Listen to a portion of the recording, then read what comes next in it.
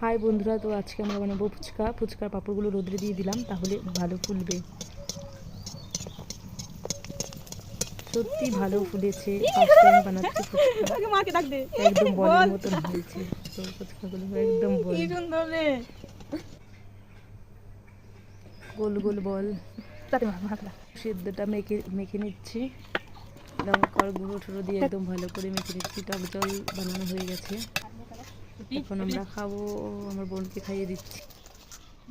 মা জিজ্ঞাসা করছিল কেমন হয়েছে, আমরা বললাম খুব টেস্ট হয়েছে, দোকানের থেকেও ভালো খেতে।